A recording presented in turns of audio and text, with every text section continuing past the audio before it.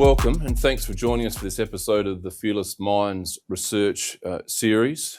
The theme today is the true story behind the American drug trade. My name is Mark Halsey. I'm a professor of criminology at Flinders University. I'm with Raj Gundur. He'll introduce himself in just a moment. Before we commence formally, I want to acknowledge the traditional owners of the land, that is the Gundur people. I want to acknowledge the elders past, present and emerging and pay respects to them. This event is part of our Fearless Minds series and it introduces you to some of our outstanding early career and mid-career researchers from various fields. Today you'll hear from someone who's based in the field of criminology. And we're going to look specifically at a book written by Raj Gundur called Trying to Make It: The Enterprises, Gangs and People of the American Drug Trade. And we're going to explore that book in some depth today. So Raj, thanks for joining us today. Thank you. Can you tell us firstly just a little bit about yourself? So I'm from the US. I grew up in a town called Springfield, Illinois, which is famous for Abraham Lincoln, Andre Iguodala, and the 1908 race riots that started the NAACP. I lived my entire childhood in the United States and left as a young adult, though I returned to do the research that features in this book. Great. Okay, thank you. So the book follows essentially the story of the American drug trade and some of the struggles that the people faced in and around that trade in various areas. You traveled for about a year, from the US-Mexico border to Phoenix and to Chicago. You interviewed dozens of people, more than 100 people, ultimately from law personnel to street and prison gang members. Behind it all, what was your original aim in doing that, going on that particular journey? This was built off of my PhD research, and I think that a lot of times when you start a PhD project, when we think back to it, our aim is just to learn something new and learn something that's neat. Yep. And when I entered the field, I was just trying to figure out the mechanics of the drug trade, right? Because at the time, and I think it's something that continues to this day, you have talking heads that treat the drug trade like they're screaming like Macaulay Culkin in Home Alone 1 with all of that aftershave, right? Mm-hmm. And you think, okay, well, there might be something to it.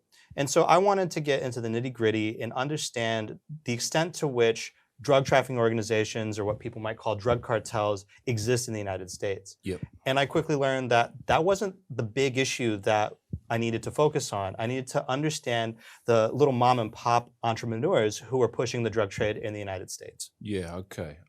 I've read most of this book that you've written, and as I said, it's beautifully written and it's seductive and it's nuanced.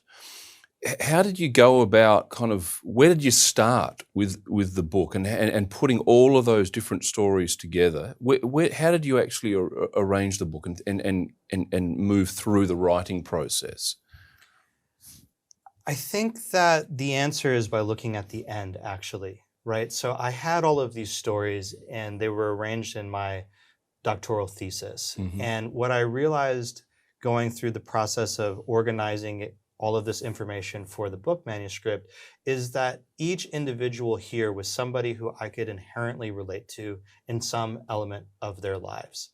I think that when we look at other people and we try to connect with them, regardless of the differences that might first appear, then we are able to draw out elements of their lives that help others understand why they've made the choices and gone down the paths that they've gone down. Mm-hmm. So I tried to see that in everybody that I featured in this book. And sometimes I was able to draw direct parallels to my experiences as a young person growing up with a problematic relationship with my own father. But then I also thought about what were the things that differentiated my path in life from getting into trouble or not getting into trouble, and the types of opportunities that I had that a lot of the folks who I spoke didn't have. And I think this book explores a lot of those kinds of differences. So anybody, regardless of their lived experience, can start to connect with the people who I'm writing about and whose stories I'm featuring in this book. Right. So the book essentially hangs together around, in a sense, a list of characters, like real life characters, obviously given pseudonyms for the book. Is there a story or a particular character or a milieu or group that really stands out to you that you could tell us something a little bit about? Yes, there's quite a lot of people who I will remember quite profoundly in this book because they spent a lot of time giving to me. Mm. And I think that as we go about doing this research, a lot of times folks forget about the humans who are behind the research and how much you have to invest in them in order to develop that sort of comfort level where somebody is actually going to talk about the most difficult things they've experienced in their lives. But the story that I think really stands out to me is a story of a woman called in the book Adelita. And she chose this pseudonym because it was a character from the Mexican Revolution who was very strong, and certainly she had to persevere in her life. And she's a woman who got involved in the drug trade as a teenager. She started dating a man who was involved in selling heroin, and she took the charge because he was facing a very lengthy prison sentence. And so she said that she was responsible for that trafficking incident and was sentenced to 6 or 7 years off the bat. Mm-hmm. But already by the age of 18, she became a person who was reliant on heroin, and she used a lot of heroin. And every time that she went back into the community, she relapsed and used again, which was a clear violation of her terms and conditions in terms of being out. So she just got sent back to prison over and over again. Mm. And when I met her, she was out for the second to last time. She went back one more time again for a drug violation, but she was doing pretty well. And she was a person who I recognized who would have been an amazing manager. She was able to structure information. She had superior math skills. She had very good capacity to understand the emotions of other people. She could read people very well. She was sensitive. She would have been an excellent manager in another life. And she went about her business and tried to stay clean, and she did for a while. And unfortunately, around Halloween, a few years ago now, she interfered in a street robbery, and the assailant shot her.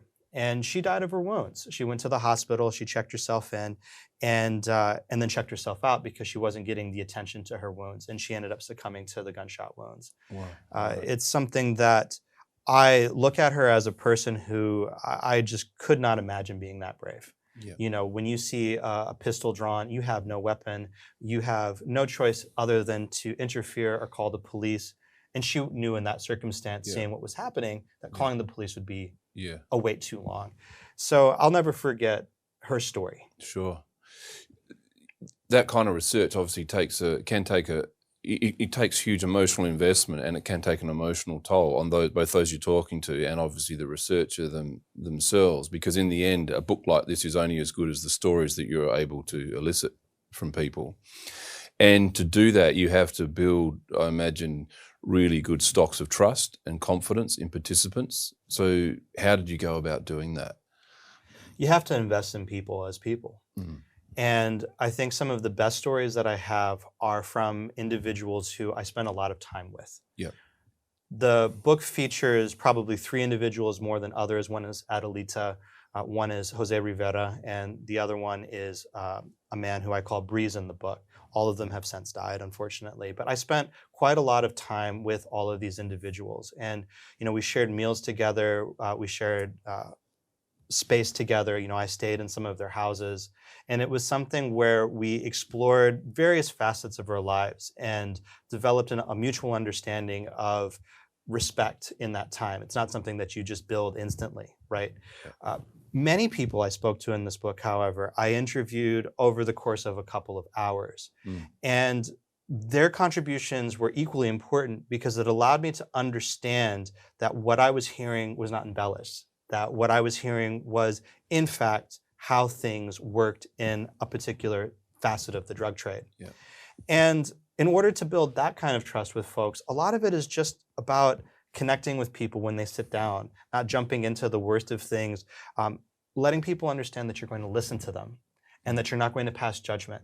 What do you think has changed about the trade in the US, firstly, over the last couple of decades, that your book kind of tries to capture or put a new angle on, and in terms of the drug trade and the way it is cast in the US scene? And then we'll perhaps say something about the Australian scene in a moment as well.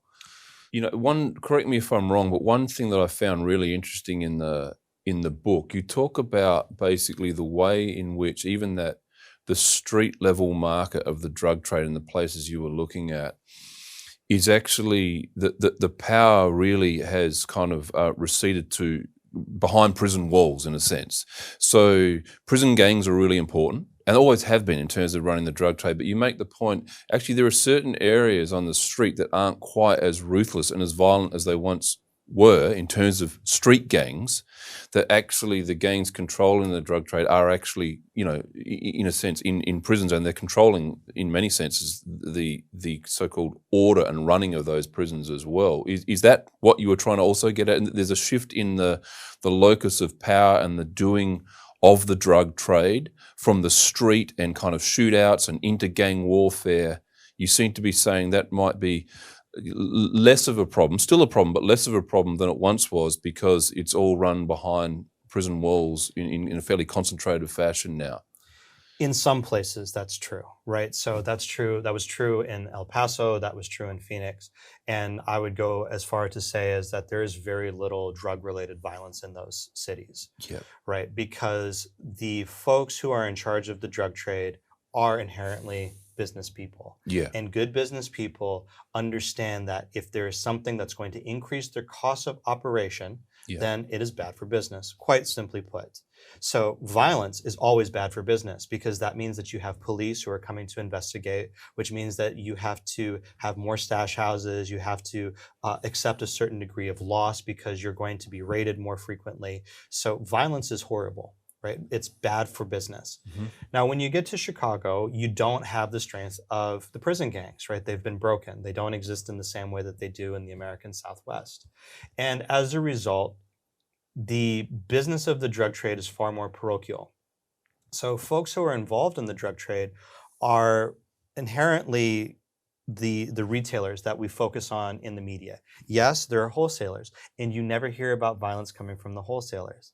The most famous case, which I document in the last portion of my book, is the Flores twins. And they had no muscle. They did not trade in violence at all. And this was something that was quite important for their decision to leave the wholesale drug trade, because they knew that they did not have the capacity to protect themselves. So they turned to the state and turned themselves in order to have that protection from being killed. Now, when we start looking at the hand-to-hand drug trade, there's a lot of innovation that happens, right? We see it moving away from the street into houses through delivery services. In Chicago, you still see some hand-to-hand business. And unfortunately, because everything is so parochial and you have folks who are defending their block, they may use more force to be able to defend their block. And it's really fascinating, because there's an inverse relationship in terms of how much you have to lose in the violence that you're willing to use. So if you have very little to lose, but it is a great proportion of what you have, you will use a lot of violence to protect it.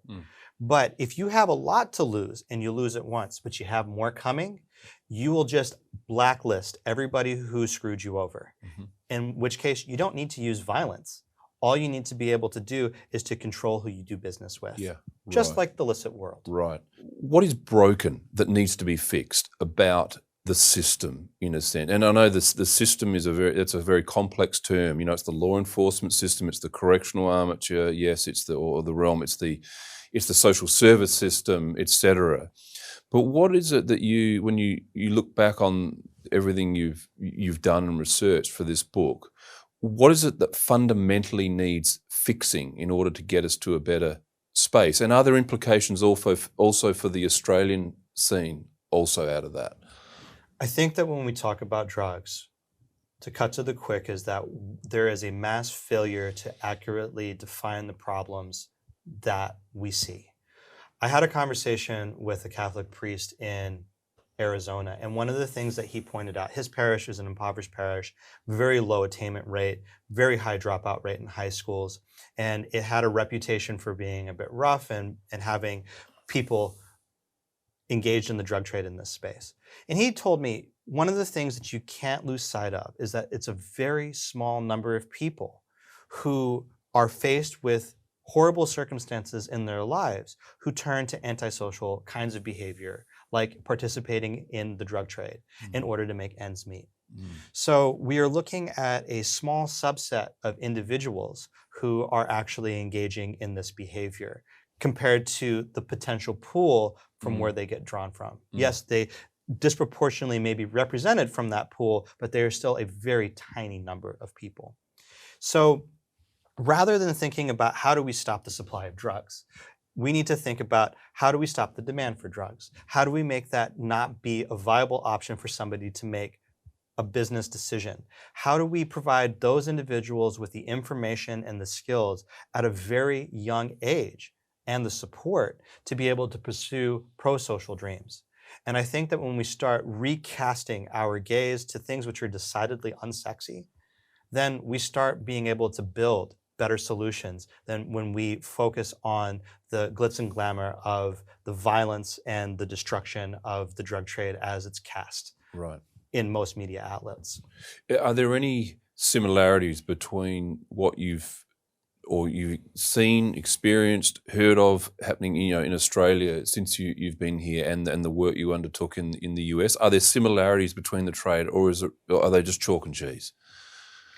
I think that the trade is similar in the sense that individuals who engage with it are inherently small business people, right? And how they are able to access those opportunities may be quite different, right? So certainly in the US, the business opportunities changed considerably depending on where somebody lived, right? Because their social networks were very different. So you can imagine in Australia, the social networks of individuals who are able to get wholesale amounts of drugs to resell here are going to be very different than somebody in El Paso, right? They're just not going to have those connections in their extended social networks. They'll have to go out and pursue them, most likely. I think that here in Australia, there is less of a focus in locking people up for a very long time in order to just throw them out of society. We have shorter prison terms here. We try to provide more support in terms of getting people back into society. And those are things which I think is inherently missing by and large in the United States. Too many of the individuals who I interviewed in the United States were contrite about their past dealings. They felt very guilty, but many of them, because they had now been labeled as a felon, struggled to find pro-social employment. Even like Adelita, who had the capacity to do very brilliant things. She would have been a great manager, but nobody would hire in that role. And so I think that for us to move forward as a society, we have to think about when folks go astray in our society, how do we invest in them to bring them back to be contributing members? And we need to remember that at the heart of most people is a desire to make a positive contribution to society. And we have to make sure that as a society, we invest in that potential. If there is indeed a takeaway message from the book, what is it? What's the fundamental message that you think comes through in the book? We have to remember that we're talking about people. And I think that this gets lost in the American discourse of crime and punishment often. Certainly, we have a lot of the narratives today which talk about decarceration or abolishing prisons and so on. I think at the heart of those discourses, there is an acknowledgement that we are putting human beings in positions where they can't thrive, they can't learn, they can't grow, they can't become members who contribute positively to society. And I think that as we understand the drug trade, our goals should not to be to eliminate drugs and drug use. I mean, you and I are drug users. We drink alcohol. People smoke cigarettes. There's a lot of pro-social uses of substances which are bad for our health and change our behavior.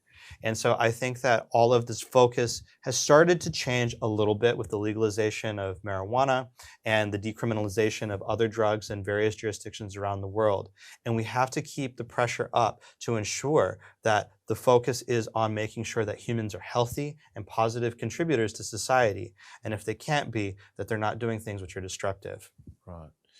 So you're part of the largest criminology team in South Australia. This book fits fairly and squarely in the best kind of kind of ethnographic work in criminology, and I think it's an absolutely brilliant book. What advice would you give to anybody wanting to pursue a career or a PhD in criminology? I think for people who want to do a PhD, it's really important for them to find issues that they're going to care about. It's a long process, it's a windy road, and oftentimes what you set out to do is not at all what you end up doing. Mhm. I certainly set out to learn about the high levels of the drug trade, and I learned very little about that. I learned about the individuals who were moving and shaking in this sort of mom and pop environment. For young folks or people who are punching back into education, wanting to do a PhD, I think it is a beautiful time in your life where you get to learn about something in a way that you will never otherwise have the opportunity. So find a supervisor who's going to support you, who's enthusiastic about your project, and start getting organized to develop the skills that you need to be able to pull it off. Okay. Well, Raj, it's been a fascinating talk, and I guess it's important to ask, where can people get a copy of the book if they're interested in getting hold of it? So my book's available on my website. There are links. So you can go to ravejudgerun.com/book, and it will take you to a place where you can purchase the book for 30% off, whether you're in Australia, the United States, or anywhere else in the world. Raj, thank you. That was a great discussion we've had today. I've really enjoyed it. I've learned a lot as well. So thanks so much for sharing your time and knowledge with us today. And remember, you can watch any of our Fearless Minds episodes on the Flinders YouTube channel, and we hope you can join us for the next Fearless Minds episode.